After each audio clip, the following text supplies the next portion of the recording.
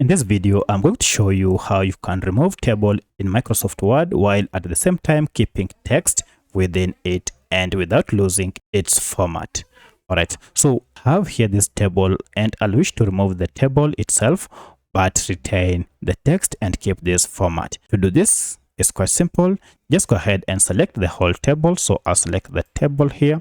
And once you have selected the whole table, go ahead and click on layout or table layout. And then from this, go ahead and choose convert to text. Now here we have quite a number of options. Choose separate text with tab.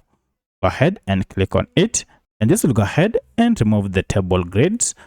And at the same time, retain the text within the table. So that's how you can remove table in Microsoft Word while at the same time keeping its text. If you have any other question, kindly let me know in the comment section.